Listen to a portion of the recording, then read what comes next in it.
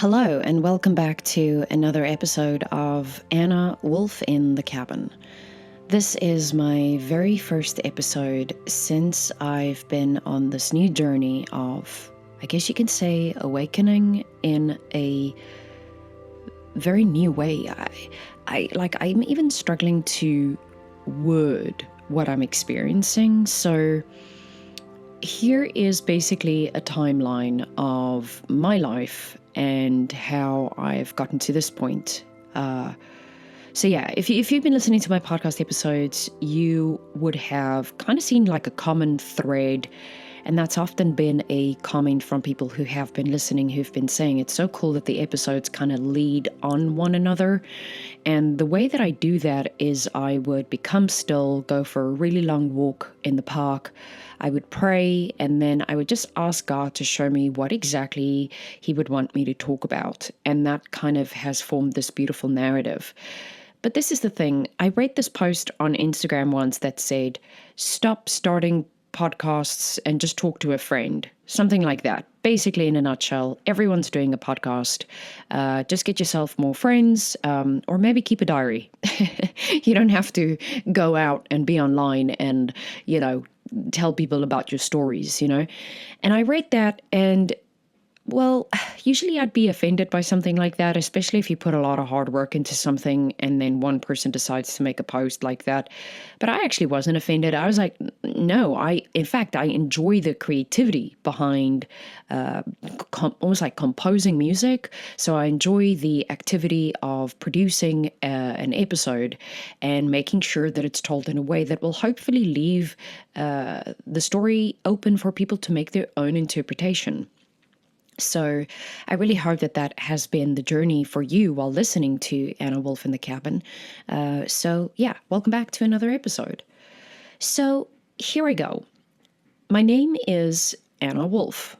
Well, at least in the musical world, right? Well, I was born with another name. My birth name is Melanie Louise LaRue, and my Anna Wolf name was birthed out of my great-grandmother's name, who was Anna, and I've always had a deep love and respect for wolves, and so much so that I even called my dog Wolf. When I was looking for a new stage persona, the name felt like something I was pulled toward. I can't take credit for it. It is my husband, who is a brilliant writer, who came up with the name. I always felt that the name Melanie LaRue wasn't alternative enough. And I was really brought up with the name Mel or Melanie being quite a negative connotation to just my childhood. So I knew I needed a name, just like with my previous stage persona, which was Taylor. And if you look for any of my old music, or if you want to look for any of my old music, you can find it under Tailor, but you would have to type in Taylor, South African musician. Otherwise, of course, Taylor Swift would pop up. So, and the music then was also very different. But again, I didn't want to go with the name Melanie because I felt like it wasn't cool enough. So I wanted to clothe people in my music, which obviously that was the previous stage name, Taylor. I've been a musician for as long as I can remember. I wrote my first set of songs at the age of 9, and I started playing acoustic guitar at 13. I set up my first band at around 15 and signed my first record deal around that same time. I hated school, so much so that often I would have panic attacks and I would cry in the car before my mom would drop me off to school and just like saying, I really, really, really don't want to go. Not knowing that I just had very severe anxiety. So my mother, being my dearest and bestest friend, said she trusts that this is obviously not an environment for me, and why don't we try homeschooling? So I left middle high school to go and do homeschooling. And I at least knew that I was disciplined enough to go that route. And I did. I did really well. I studied. I was super focused and could get myself into my own routine to ensure that I could execute on this thing called school. And so that decision really changed me forever, because I soon realized, even though I couldn't put it in words at that time, that I had severe anxiety and that the school environment was like a sensory overstimulus for me. My childhood, like most, was full of complex dynamics. I mean, I grew up in a household where domestic violence was an everyday occurrence. The cycle had repeated itself through generations, so it came as no surprise that my family found its place among many homes where men treated wives almost like modern day slaves, often believing they were superior simply because they were men. I heard endless fights, arguments, and Bible verses twisted and misused to justify harmful actions. One day the Bible was under your arm, and the next it was under your foot, or left in a cupboard gathering dust. Throughout my childhood, my father often threatened suicide or harm toward my mother because of his own pain and, of course, deep suffering. Neither of my parents turned to drugs or alcohol, but what might have been an outer stimulant for others became emotional and physical attacks between the two of them. They became each other's punching bags, so basically each other's drugs. I have an older sister whom I absolutely adore. She's 4 years older than me. So as the violence increased during our younger years, my sister moved out at a very young age. I don't know when exactly, maybe like let's say around 20 or so. And I felt like it was almost like an escape to go build her own life outside of the chaos. But that meant I was left alone with my parents for many years before I finally moved out at around age 22, 23. I endured 8 years alone without my sibling. Sounds and experiences no young adult and no human should ever have to witness. The foundation of my childhood was full of cracks, deep pain, emptiness filled with distractions, and an ache of not being seen. So I really was super good at creating my own world, and it was one I could govern, one where I could dictate how people saw me and when they could see me. And in that imagined world, I had the power to be anything and everything. My parents were too consumed by their own demons to notice mine. So I found friends in my imagination, in movie stars, in rock stars, in books, in band posters, in late night radio, in ghost friends, imaginary companions, and endless hours in the garden praying that God would make tonight the night my parents wouldn't fight. And as a child, I acted out every possible identity. I was an actor in my imaginary world. I was a designer. I was a writer. I was a singer. I was even a mother to an imaginary kid. And also, in fact, I was a preacher. Anything to escape, anything to not be Melanie. Around the age of 11, I remember my first deep encounter with prayer. My aunt was dying of cancer, and I prayed that God would take a satin scarf and wash it over her body from toe to head, brushing away every cancer cell. I could see the scarf clearly in my mind. It felt holy and supernatural, as though God was showing me He could heal her. But she passed away a few weeks later, and I remember that my mother was devastated. I had many encounters and prayers like this with God, but each one always felt like it floated somewhere between me and the ether, like it was heard but unanswered. Every time I prayed, it felt like I was simply having a conversation with myself, almost like a voiceover artist. As childhood friendships faded, television became my companion. Shows like The Osbournes, The Jerry Springer Show, Oprah Winfrey, Ricky Lake, Murder, She Wrote, and especially the story called Touched by an Angel. I don't know if you remember that. It was basically a story about angels who came down to earth to help people. And that show always tugged at me, reminding me that somewhere out there God did exist, and that He moved supernaturally, even when I couldn't feel Him.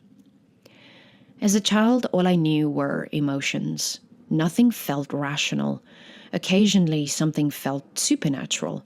And because of this, I constantly sought God through feelings, never understanding surrender or what it meant to give myself over to Him. And this is where my mistrust in both man and God began. We had many poor years, living in strange places and driving late at night searching for our next temporary home. Yet my mother always made us feel safe and loved, and for that I am forever grateful.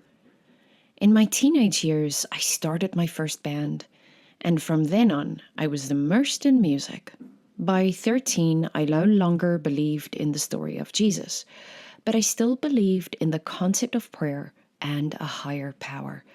So I prayed to the stars. I prayed to the concept of God, and I would pray as such. Dear God, please let me play shows where people buy tickets to see me. Even if it's just 10 people, I'll play my heart out.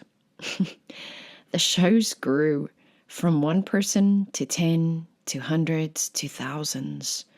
Prayer must have been working because I achieved everything I set out to achieve. In my 20s, I did turn to alcohol, from time to time, but nights out often would end in chaos, and alcohol poisoning became almost normal. I jumped from one relationship to the next, and if I didn't hook up with someone that night, it felt like a total failure of an evening.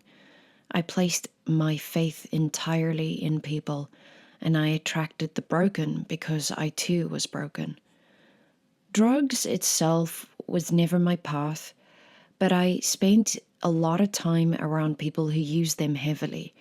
To me, it felt mysterious, a dark romanticism. The skater kids, the artsy ones. I finally fit in with the misfits, and it felt really good. For about 10 years, I was best friends with the illusion of fame, the high of touring, the validation of autographs, the attention. My videos and music reflected death, wolves, new gods, faith, and how fractured it all was. And my work absorbed stories from the world around me. I traveled the world. I played incredible stages, surrounded by people who saw me, who loved me. Finally, I was seen. My career grew, opportunities expanded, but greed distorted my thinking and pride grew alongside success. During this time, I was in a relationship with someone I still regard as God sent. I finally moved out of my parents' house and into a safe environment. We were together for about 7 years. He showed me what emotional safety looked like. I went to talk therapy sessions, I made exercise a major part of my healing, and slowly everything seemed to balance out. Of course, so I thought. Suicidal tendencies would come and go. My father had modeled the same behavior, threatening to kill himself, forcing me to basically talk him off the ledge, hiding his guns, and act as his therapist. This caused me immense trauma, and eventually, as I got older, I was diagnosed with PTSD. Escaping was something I became very good at. Building fantasies, being pulled back into entertainment, record labels taking note, and lust. Eventually, I chose fame over a 7-year relationship and left. Years later, I met someone new and decided to get married. After all, coming out of a 7-year relationship, I now knew what I wanted. But he was as wounded as I was. You see, that's what drew me in. We were both searching for God, but trying to find Him in earthly things. After tumultuous fights and painful realizations, I chose to leave the marriage. No one marries with the intention to divorce, but staying would have destroyed us both. Drugs and alcohol played a large part in this relationship. I romanticized saving someone, being their healer, but I grew exhausted, physically ill, and on the brink of death. I chose to release the relationship. After the divorce, I turned 30 years old. Now, young, 30, divorced and alone, living in a city that felt too loud to hear my own thoughts.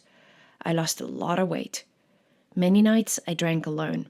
I remember sitting on my wedding dress, eating tuna from a can, drinking red wine, asking myself, "You don't deserve to feel full. What's wrong with you?" So again, I turned to music, fame, success, partying, calling it freedom. Things only grew darker. During the closing stages of my divorce, my father threatened to kill my mother. The violence escalated to the point where he threatened to shoot her. So I kind of knew that this threat was coming out of a really dark and real place because he owned a lot of guns. It wasn't just an empty threat that I felt he would surpass on. I made the decision then to cut him out of my life. My mother was okay, no one was harmed, but I did send him one final message saying goodbye. Years later, we briefly reconnected. I said to him that I forgave him. We cried, and then I ended contact again.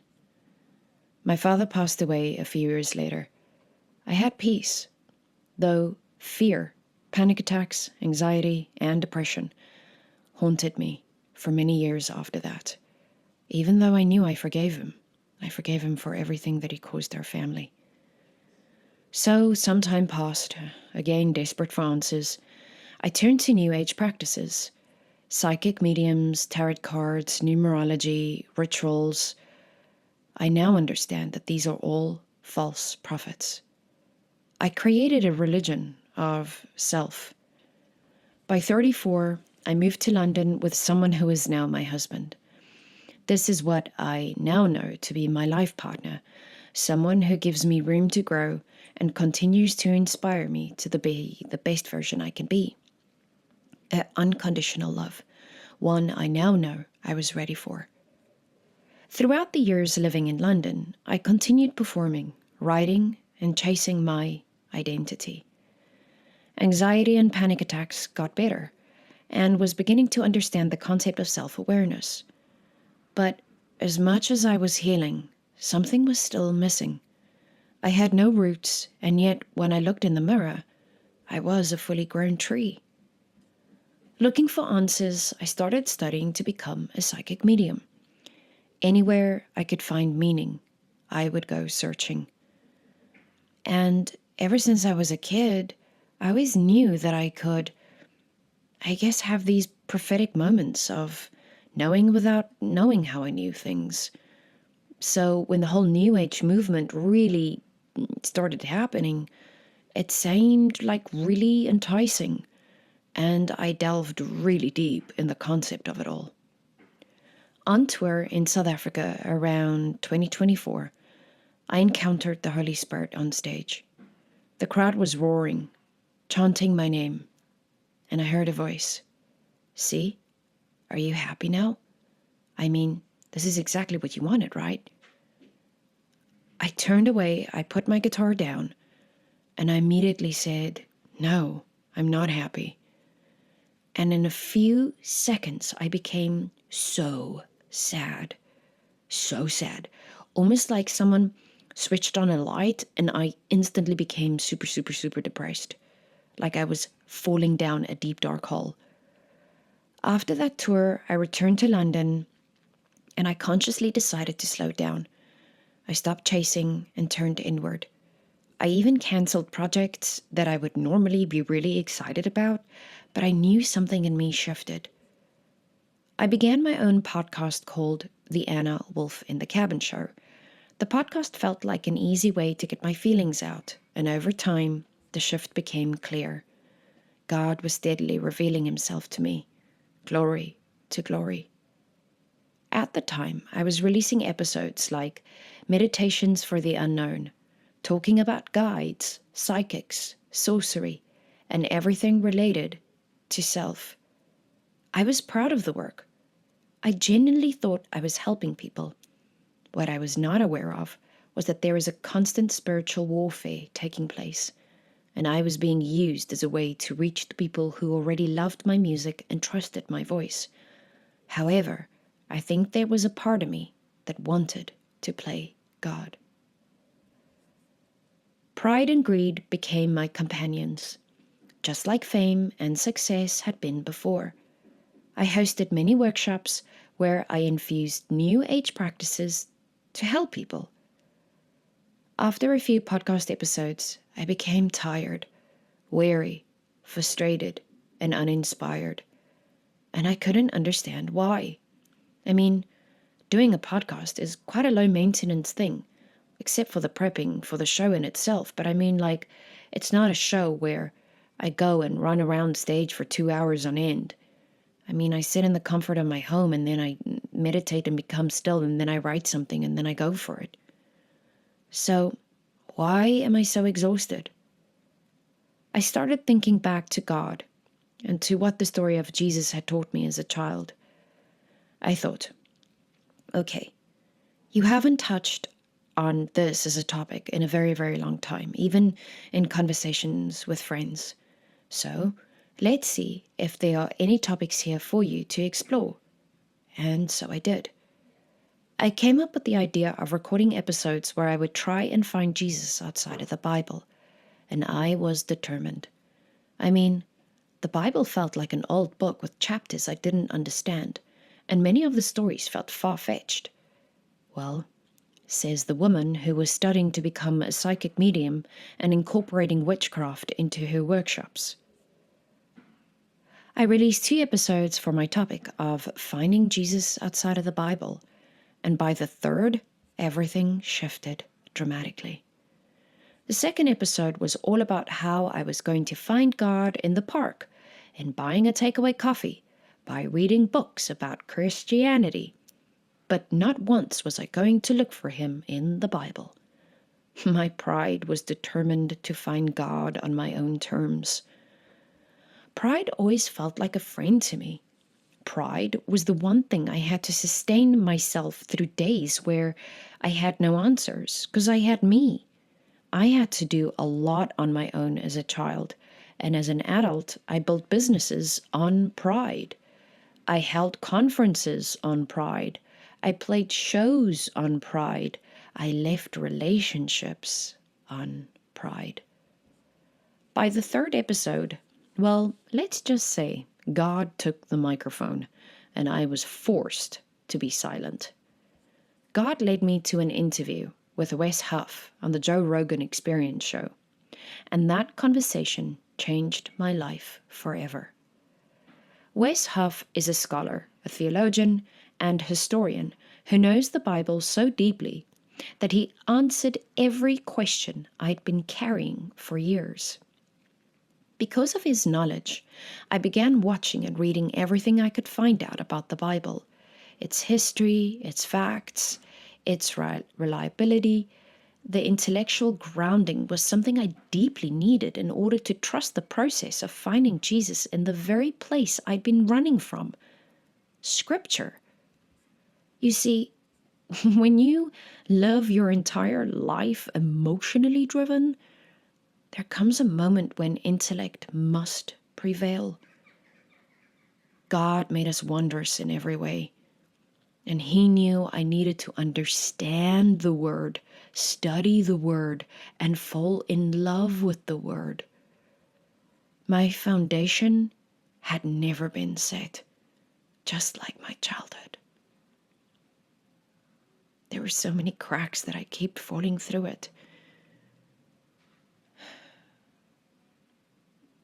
And here God was, sending a man from Canada to show me what I'd been missing. By the third episode of my own podcast and the title of Finding Jesus Outside of the Bible, in it I admitted that I found him through the teachings of Wes Huff and other godly men like Bear Grylls. I was really nervous to share my testimony here today. But then I reminded myself that it was through people's stories and their testimonies that I found my way back to Jesus. And I trust that this will resonate with you too. so that you may experience the love of Christ for yourself. So, I bought my first Bible. I've been reading it nonstop. I repented, and I will be baptized as well. I'm hungry for the word of Jesus Christ like never before. I met Jesus, not through rituals, but through Scripture. I am made new in Him. Every day feels new because of Him. I'm now married to a wonderful man. Our home is filled with peace. I threw away every New Age tool and practice, and I no longer seek those highs. You see, I once trusted in man. Now I trust in God. And I promise you this, you have nothing to lose by stepping into the light of Jesus. Till next time, goodbye.